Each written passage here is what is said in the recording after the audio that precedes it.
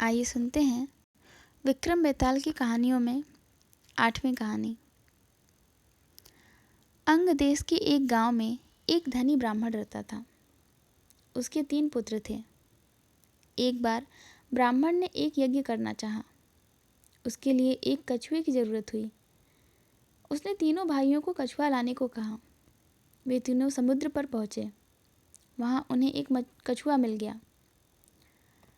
बड़े ने कहा, मैं भोजन चंग हूँ, इसलिए कछुए को नहीं छूऊंगा। मझला बोला, मैं नारी चंग हूँ, मैं नहीं ले जाऊंगा। सबसे छोटा बोला, मैं शया चंग हूँ, सो मैं नहीं ले जाऊंगा।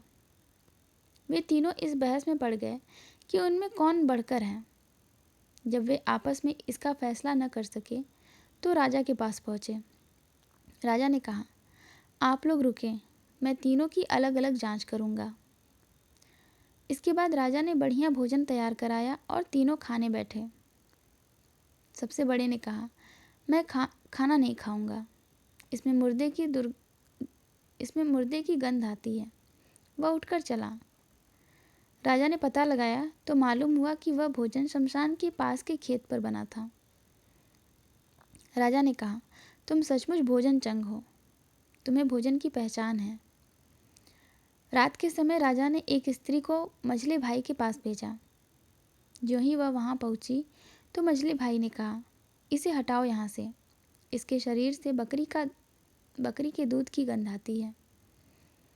राजा ने यह सुनकर पता लगाया तो मालूम हुआ कि वह स्त्री बचपन में बकरी की दूध पर पली थी। राजा बड़ा खुश हुआ और बोला, तुम सचमुच नारी चंग हो। इसके बाद उसने तीसरे भाई को सोने के लिए 7 गद्दों का पलंग दिया। जैसे वह उस पर लेटा कि एकदम चीख कर बैठ गया। लोगों ने कहा, उसकी पीठ पर एक लाल रेखा खिंची थी। राजा को खबर मिली तो उसने बिछौने को दिखवाया। 7 गद्दों के नीचे उसमें एक बाल निकला। उसी से उसकी पीठ पर लाल लकीर हो गई थी। राजा को बड़ा अचरज हुआ। उसने तीनों को 1-1 लाख अशर्फियाँ दी। अब वे तीनों कछुए को ले जाना भूल गए, वहीं आनंद से रहने लगे।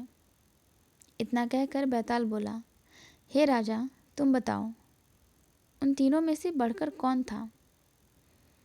राजा ने कहा, मेरे विचार से सबसे बढ़कर शया चंग था, क्योंकि उसकी पीठ पर बाल का निशान दिखाई दिया और ढूंढने पर बिस्तर में बाल पाया भी गया।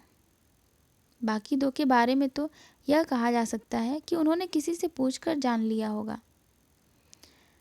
इतना सुनते ही बैताल फिर पेड़ पर जा लटका। राजा लौटकर वहां गया और उसे लेकर लौटा तो उसने यह कहानी कही।